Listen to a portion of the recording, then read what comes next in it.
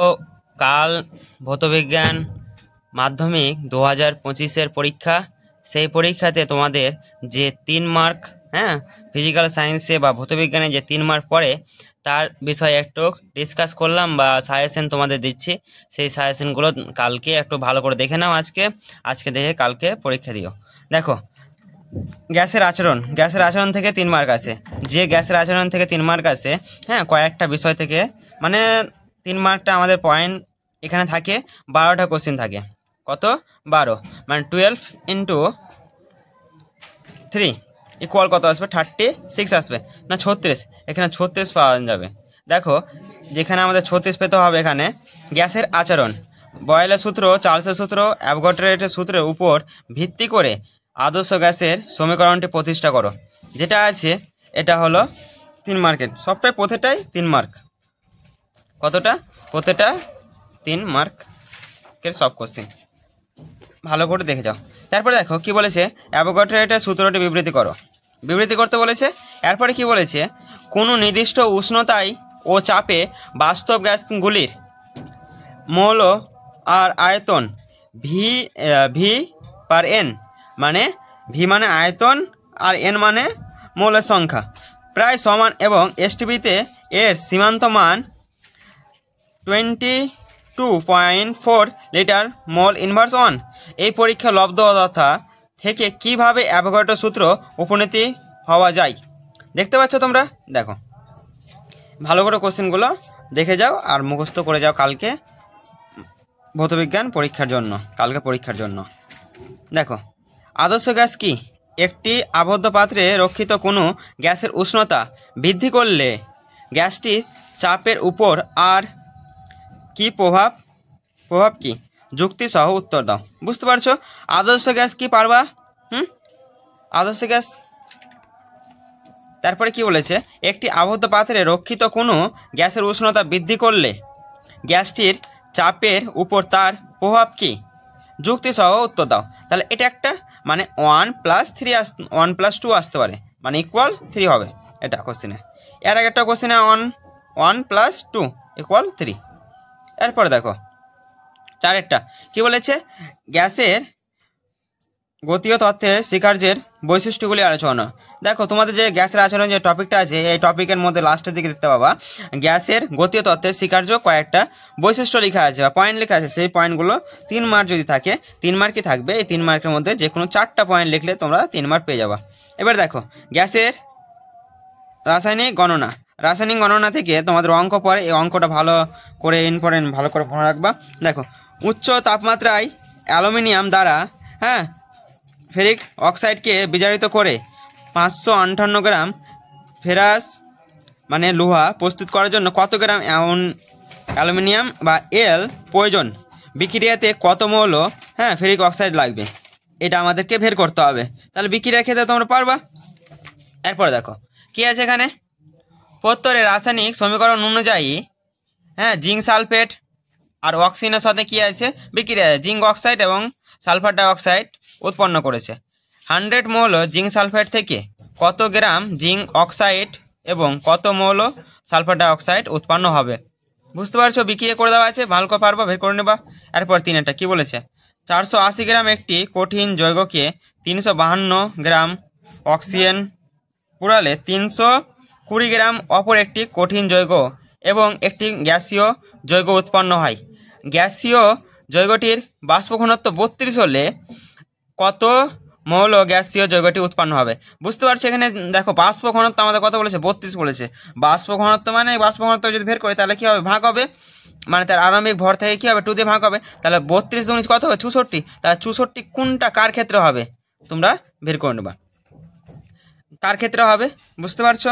এরপর দেখো 4 নম্বর, নিচের রাসায়নিক সমীকরণ অনুযায়ী sulphuric acid plus sodium hydroxide equal sodium sulphate plus কি উৎপন্ন করেছে? জল উৎপন্ন করেছে। এখান থেকে দেখো 4.9 গ্রাম সালফুরিক অ্যাসিডের সঙ্গে সম্পূর্ণরূপে বিক্রিয়া করার জন্য কত গ্রাম সোডিয়াম অক্সাইড প্রয়োজন? এই বিক্রিয়া করে দেখো, বিক্রিয়া করে দেওয়া আছে, বের করতে হবে। তাহলে এখানে আমাদের কি বের করতে বলেছে? এখানে দেখো সালফুরিক অ্যাসিডের সঙ্গে সম্পূর্ণরূপে বিক্রিয়া করার জন্য তাহলে এখানে বিক্রিয়া করে দেওয়া আছে। তাহলে আমাদের বের করতে কি বলেছে, এর মান দেওয়া আছে। হ্যাঁ, এখানে আমাদের যে মান দেখো কত গ্রাম লাগে, কত গ্রাম প্রয়োজন। এটা কি আছে, সোডিয়াম হাইড্রোক্সাইড। সোডিয়াম হাইড্রোক্সাইডটা কত গ্রাম লাগবে সেটা আমাদেরকে বের করতে হবে। বুঝতে পারছো? এবার দেখো তাপের ঘটনাসমূহ, যেটা আমাদের টপিকটা আছে, এই টপিক থেকেও 3 মার্ক পরে। হ্যাঁ, ভেরি ভেরি ইম্পর্টেন্ট থাকে কয়েকটা কোশ্চেন, সেই কয়েকটা কোশ্চেন তোমাদের কাছ থেকে তুলে ধরেছি। হ্যাঁ, কালকে পরীক্ষার জন্য। দেখো, কঠিন পদার্থের তাপ পরিবাহিতা কোন 3টি বিষয়ের উপর নির্ভর করে? তাহলে কঠিন পদার্থের তাপ পরিবাহিতা কোন 3টি বিষয়ের উপর নির্ভর করে, এটা বুঝতে পারছো? কোথায় আছে দেখে নেবা। এবার দেখো, কঠিন আয়তন প্রসারণ গুণাঙ্কের সংজ্ঞা দাও এবং এর গাণিতিক রূপ।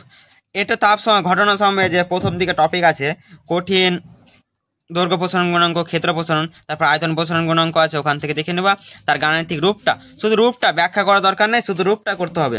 এরপরে দেখো, দৈনন্দিন জীবনে অভিজ্ঞতা থেকে কঠিন তরল ও গ্যাসীয় পদার্থের তাপীয় প্রসারণের একটি করে উদাহরণ দাও। তাহলে দৈনন্দিন জীবনে যেটা আমরা ব্যবহার করে চলছি বা দেখতে পাচ্ছি দৈনন্দিন জীবনে, হ্যাঁ, ওই অভিজ্ঞতা থেকে কঠিন তরল এবং গ্যাসীয় পদার্থের তাপীয় প্রসারণ, যে তাপীয় প্রসারণ যেটা হচ্ছে তার ক্ষেত্রে একটা করে উদাহরণ দিতে হবে।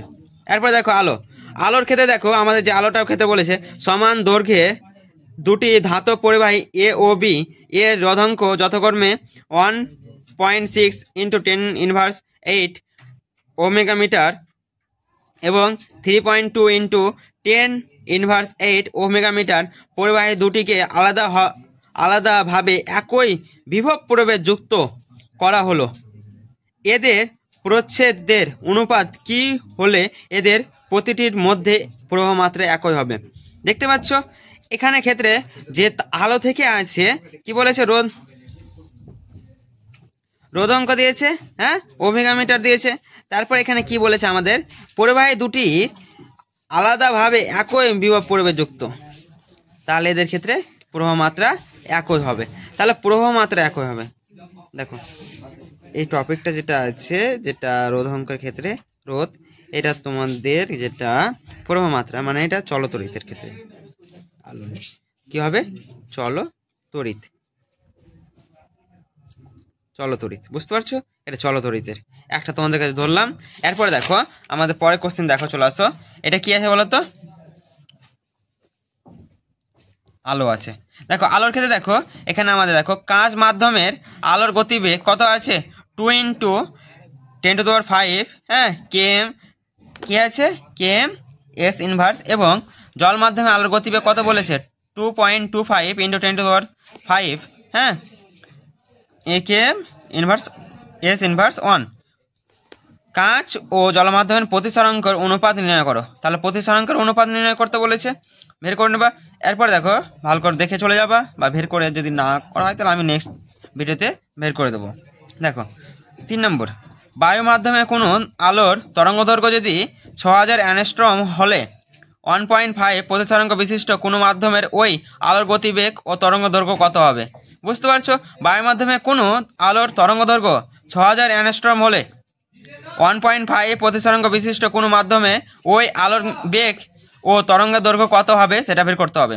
দেখো, একটি আলোকরশ্মি প্রিজমের মধ্যে দিয়ে যায়, দেখাও যে চ্যুতিকোণের মান delta equal I1 + I2 - a। এরপর দেখো 5 নম্বর, উত্তল লেন্সের সাহায্যে কিভাবে সমশীর্ষ ও বিবর্ধ প্রতিবিম্ব গঠন করা যায়?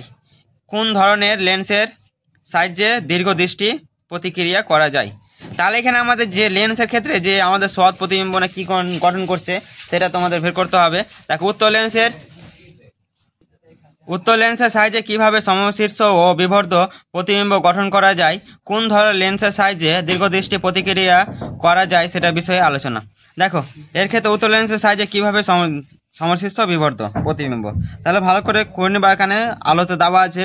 এরপরে দেখো অবতল দর্পণে ফোকাস দূরত্ব ও বক্রতা ব্যাসার্ধের মধ্যে সম্পর্ক, যেটা আমাদের কি আছে, r = কত আছে, 2f আছে। কত আছে, r = 2f। এই যেটা আমাদের প্রমাণ বিষয় আছে, এই বিষয়টা করতে হবে। আর এই বিষয় বা এই বিষয় দুটোর মধ্যে একটা তোমাদের কনফার্ম ধরো, একবার কমন 100% কমন তোমাদের বলে দিলাম, এই দুটোর মধ্যে একটা আসবে কালকে পরীক্ষাতে। এরপর দেখো কি আছে, পরমাণু নিউক্লিয়াস, আলফা রশ্মি, বিটা রশ্মি, গামা রশ্মির আধানের আয়ন ক্ষমতা ও ভেদন ক্ষমতার তুলনা করো। এটা দেখো, এটা তোমাদের কমন, ধরো কমনের মধ্যেই আছে। হ্যাঁ, এরপরে কি আছে, নিউক্লিয় বিভাজন কি এবং নিউক্লিয় সংযোজনের ফলাফল আলোচনা করো। দেখো, এক্ষেত্রে একটা কোশ্চেন পড়ে যে সূর্যের যে তাপ যে আসে, যে আলো যে আসে বা যে রশ্মিটা যে আসে, হ্যাঁ, যে রশ্মিটা আছে ওটা কার জন্য আসে, নিউক্লিয় সংযোজনের ক্ষেত্রে আসে। একটা শর্ট কোশ্চেন মনে থাকবে। দেখো, এক্স রশ্মি গামা রশ্মি একটি করে ব্যবহার লিখো। গামা রশ্মির একটি ক্ষতিকারক প্রভাবের উল্লেখ করো। এক্স রশ্মি এবং গামা রশ্মি একটি করে ব্যবহার লিখো, আর গামা রশ্মির একটি ক্ষতিকারক প্রভাব উল্লেখ করো। ধরো এটা তোমাদের একবারে ভেরি ভেরি ইম্পর্টেন্ট, কালকে আসতেই পারে, ধরে নাও এটা। আর এটার ক্ষেত্রে ধরো এটাও ইম্পর্টেন্ট, আরও আছে, অনেকটাই আছে। তেজস্ক্রিয় রশ্মির পরমাণু কোন অংশ থেকে নির্গত হয়? তাহলে তেজস্ক্রিয় রশ্মি পরমাণু কোন অংশ থেকে নির্গত হয়?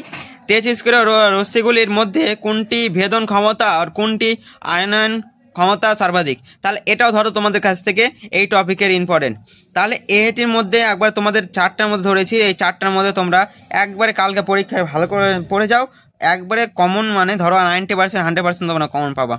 এর ক্ষেত্রে দেখতে আমি তোমাদের যেটা বললাম আলোর ক্ষেত্রে, এটা দেখো, এই টপিক আর এটা একবারে এই দুটোর মধ্যে একটা তোমাদের 100% আমি কমন বলে দিলাম, 100%, একবারে 100% বললাম যে এই দুটোর মধ্যে একটা আসবে কালকে পরীক্ষাতে, কনফার্ম একবারে।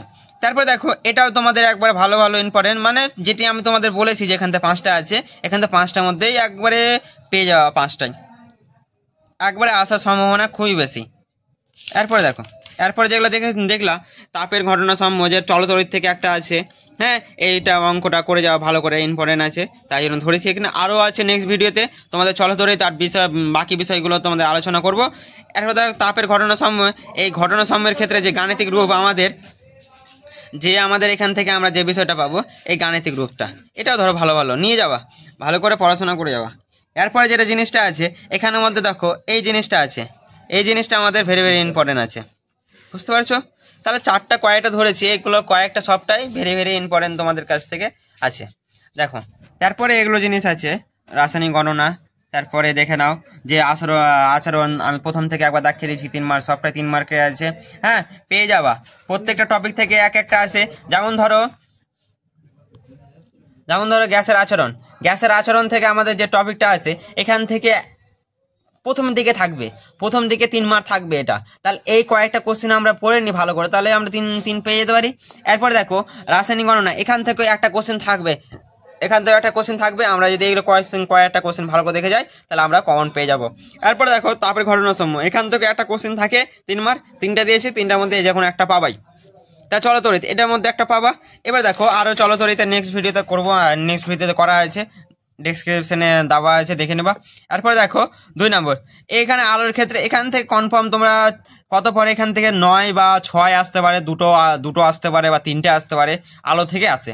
হ্যাঁ, এরপরে দেখো, পরমাণু নিউক্লিয়াসের ক্ষেত্রেও আছে, কটা আছে, একটা আছে, মানে এখান থেকে 3, এখান থেকে 3, এখান থেকে 3, মানে 12, এখান থেকে কত আছে, একটা দিয়েছে, এটা আসতে পারে 3, ধরে নাও 3, তাহলে 12, 15, 18, আর এখানে 3, কত হলো, 21 হলো, আর 3 কত হলো, 24 হলো। আর বাকিগুলো যেটা আছে, টপিকগুলো আছে, নেক্সট ভিডিওতে হ্যাঁ তোমাদের সাথে আলোচনা করছি, দেখে যাও, ডেসক্রিপশনে দেওয়া আছে, দেখে নেবা। এবার দেখো, এইখান থেকে তোমরা যদি ভালো করে যাও, তাহলে এখান থেকে 24 পেয়ে যাবা। তাহলে 36 মার্ক যে কোশ্চেনটা হয়, তাহলে 24 পেয়ে গেলাম।